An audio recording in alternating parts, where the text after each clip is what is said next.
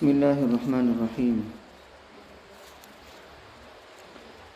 الحمد لله نحمده ونستعينه ونستغفره ونعوذ بالله من شرور أنفسنا ومن سيئات أعمالنا. من يهده الله فلا مضل له ومن يضلله فلا هادي له. ونشهد أن لا إله إلا الله وحده لا شريك له. ونشهد أن سيدنا ومولانا محمدا عبده ورسوله صلى الله عليه وعلى آله وأصحابه وبارك وسلم تسليما كثيرا كثيرا. أما بعد فأعوذ بالله من الشيطان الرجيم. بسم الله الرحمن الرحيم.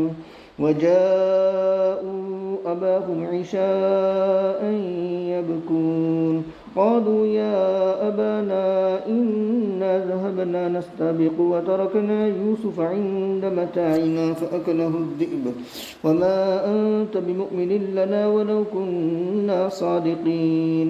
وجاءوا على قميصه بدم كذب قال بل سولت لكم أنفسكم أمرا فصبر جميل والله المستعان على ما تصفون. وجاءت سيارة فأرسلوا واردهم فأدلى دلوه قال يا بشرى هذا غلام فأسروه بضاعة والله عليم بما يعملون. وشروه بثمن بخس دراهم معدودة وكانوا فيه من الزاهدين. آمنت بالله صدق الله مولانا العظيم وصدق رسوله النبي الكريم ونحن على ذلك لمن الشاهدين والشاكرين والحمد لله رب العالمين. قابل احترام بزرگ اور عزیز دوستوں، سورہ یوسف کی آیت نمبر 16 سے لے کر کے 20 تک پڑھی گئی ہے. بات یہاں تک پہنچی تھی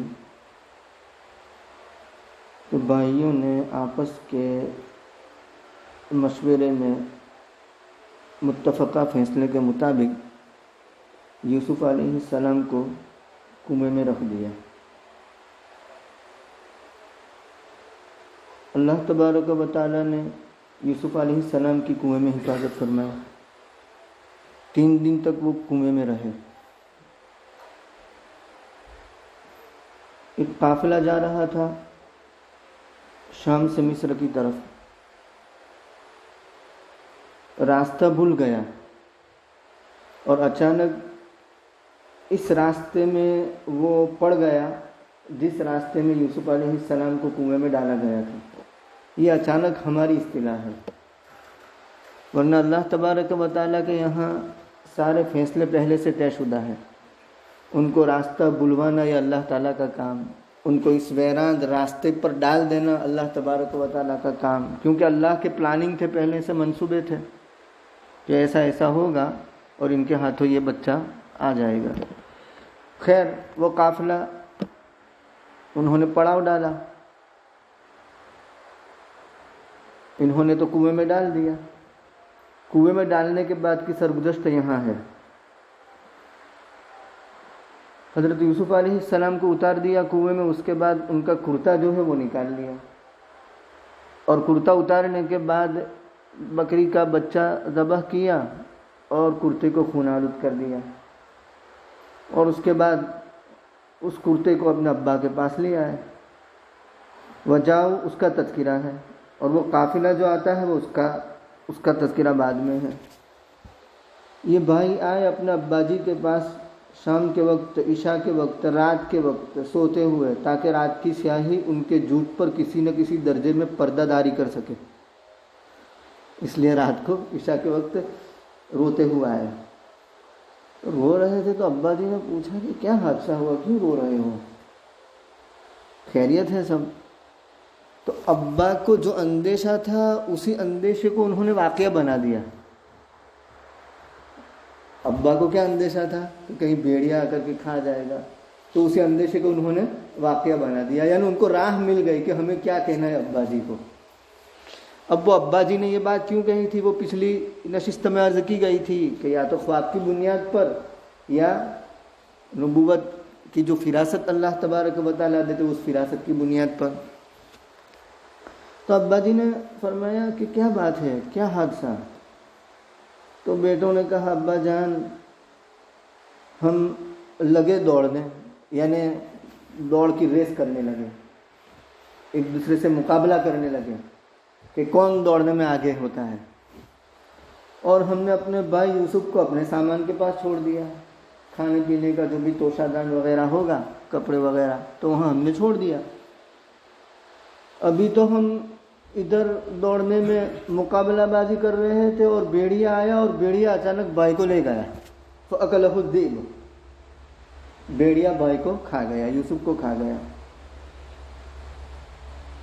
بھائیوں نے کہا کہ وَمَا أَنْتَ بِمُؤْمِنٍ لَنَا وَلَوْ كُنَّا صَادِقِينَ، آپ تو ہماری بات کو ماننے والے نہیں اگرچہ ہم سچے ہوں، کیونکہ بھائیوں کو معلوم تھا کہ یعقوب علیہ السلام مطلب پہلے سے ہی یوسف کے باب میں ان لوگوں کی جانب سے بدگمان تھے، تو انہوں نے کہا کہ آپ ہماری بات ماننے والے نہیں اگرچہ ہم سچے ہوں۔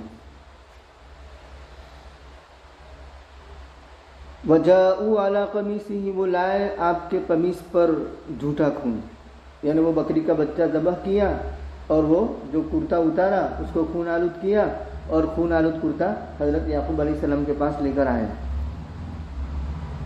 تو جب حضرت یعقوب علیہ السلام کی خدمت میں وہ کرتا پیش کیا گیا تو حضرت یعقوب علیہ السلام نے فرمایا کہ بھیڑیا بڑا عقل مند اور حکیم اور ہوشیار معلوم ہوتا ہے کہ یوسف بھائی کو تو کھا گیا لیکن کرتے کو پھاڑا تک نہیں، کرتے پر کوئی اثر نہیں پھاڑنے، بھیڑیا نوچتا ہے، کرتا پھٹتا ہے۔ اصل میں چور اپنی نشانی چھوڑ کر جاتا ہے، ہمارے یہاں محاورہ ہے نا، تو وہی بات ہے کہ اللہ تبارک و تعالیٰ کو ان کا جھوٹ ظاہر کرنا تھا، اس لیے صورت یہ پیدا کی کہ وہ کرتے کو پھاڑنا ہی بھول گئے اور صحیح سالم کرتا خون آلود لے کر کے آئے۔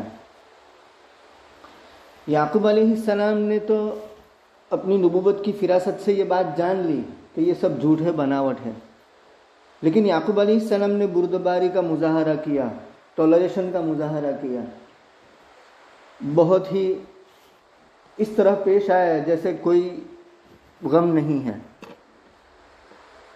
فرمایا بلکہ تمہارے لیے تمہارے جی نے یہ بات گڑھ لی ہے، یعنی ایسی کوئی بات نہیں ہے، یہ بناوٹی بات ہے۔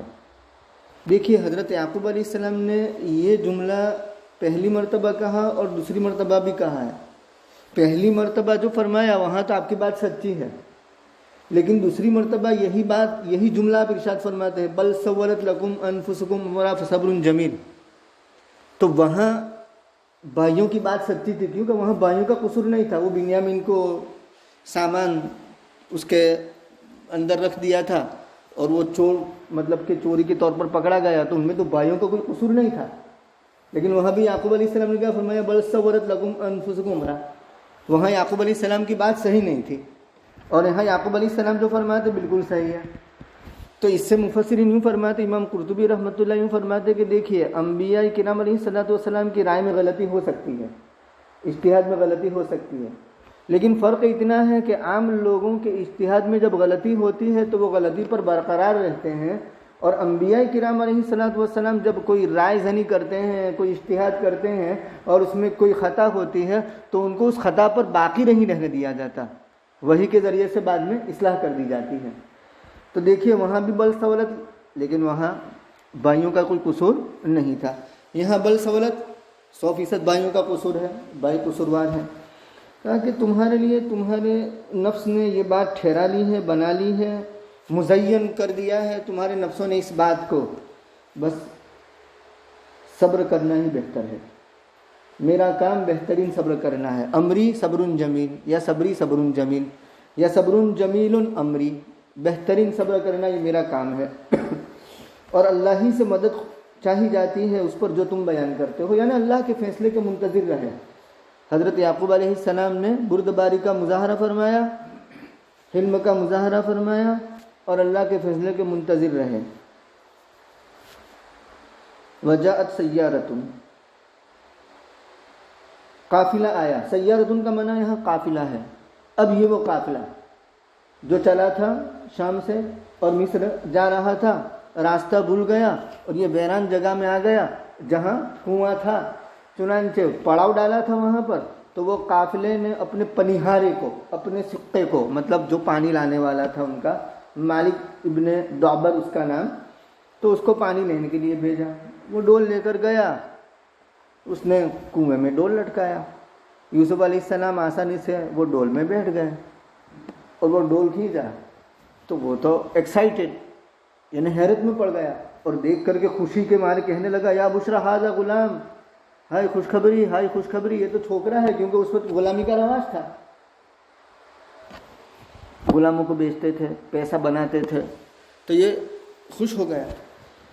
آیا قافلہ، انہوں نے اپنا پنہارا بھیجا، انہوں نے یعنی وہ پنہارے نے اپنی ڈول لٹکائی، ادلا یدلی، ادلان کا معنی لٹکانا، دلو معنی ڈول، اپنی ڈول لٹکائی،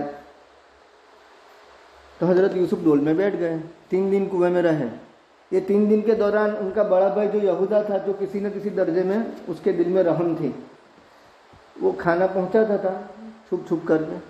جب تیسرے دن آیا تو دیکھا نہیں یوسف علیہ السلام کو کنویں میں، تو سارے بھائیوں کو اطلاع دی، تو وہ اطراف میں کہیں یہ قافلہ رکا ہوا تھا، تو دیکھتے دیکھتے وہاں پہنچے تو ان کے پاس یوسف تھے، تو ان کو لگا کہ ہم پر چوری کا الزام دھرے گئے یہ لوگ بھائی، تو قافلے والوں نے سامنے سے کہا کہ دیکھو ہم چور بول نہیں ہیں، اگر تم چاہتے ہو تو ہم پیسے دے دیں گے اس کے۔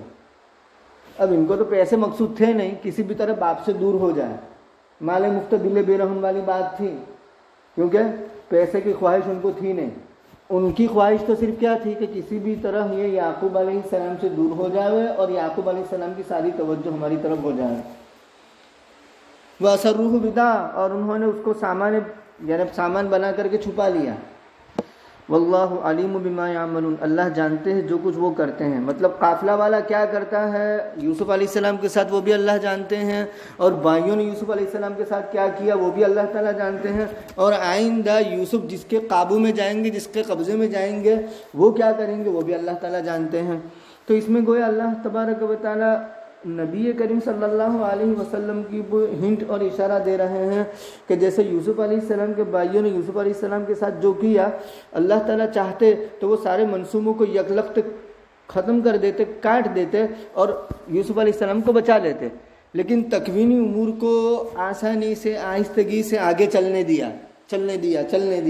تو کہا کہ یہ مکہ والے آپ کے ساتھ جو کرتے ہیں ہم چاہیں تو ان کو یکلخت ختم کر سکتے ہیں، لیکن آپ کے ساتھ جو کیا جائے گا وہ آپ کے ساتھ کرتے رہیں گے اور ہم اس کو چلاتے رہیں گے، یہاں تک کہ ایک وقت ایسا آئے گا جیسے یوسف علیہ السلام کو اللہ تبارک و تعالیٰ نے عزتوں سے نوازا، ایسا ہی آپ کو عزتوں سے نوازا جائے گا۔ تو بالکل بیائی نہیں وہی قصہ۔ وَشَرَوْهُ بِثَمَنٍ بَخْسٍ، انہوں نے اس کو، شرع یشری کا معنی ہے بیچنا بھی اور شرع یشری کا معنی ہے خریدنا بھی، یہ دونوں معنی میں آتے ہیں، خرید و فروخت۔ تو جب شرع کی نسبت انہوں نے اس کو، اگر شرع کی نسبت بھائیوں کی طرف ہو تو بیچنے کے معنی میں ہو جائے گا کہ بھائیوں نے ان کو بیچ دیا، اور شرع کی نسبت قافلے والوں کی طرف ہو تو ترجمہ یوں کریں گے کہ قافلے والوں نے تو اس کو خرید لیا۔ تو شرع یشری کا معنی بیچنا بھی ہے اور خریدنا بھی ہے، بھائیوں کی طرف نسبت ہو تو بیچنے کے معنی میں، اور جب قافلے والوں کی طرف نسبت ہو تو خریدنے کے معنی میں، مطلب لین دین کیا انہوں نے چند درہم میں جو گنے جا سکتے تھے۔ عربوں کے یہاں درہم زیادہ ہوتے تو اس کا وزن کیا جاتا تھا اور کم ہوتے تو اس کو گینا جاتا تھا۔ کم کیا، اس کی کیپ کیا، تو کہا کہ 40 ہو یا 40 سے نیچے ہو تو وہ کم سمجھے جاتے تھے، تو اس کو گن کر کے معاملہ کر دیتے تھے، اور 40 سے زائد ہو تو وہ زائد سمجھے جاتے تھے تو وہ وزن کیا جاتا تھا۔ تو اس سے اشارہ اس بات کا ملتا ہے کہ بہت ہی کم قیمت میں یوسف علیہ السلام کو انہوں نے بیچ دیا ہے۔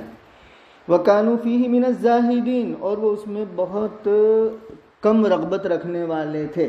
اصل میں زہد اس کا معنی ہے دنیا سے بے رغبتی، یہاں زہد کا معنی کیا ہے کہ ان کو پیسوں کے ساتھ کوئی رغبت نہیں تھی، مال بنانا ان کا منشا نہیں تھا، ان کا منشا تو کیا تھا کہ کسی بھی طریقے سے اپنے ابا سے یہ دور ہو جاوے، اور وہ ان کو حاصل ہو گیا منشا، تو اب چاہے 1 درہم میں بیکے 20 درہم میں بیکے۔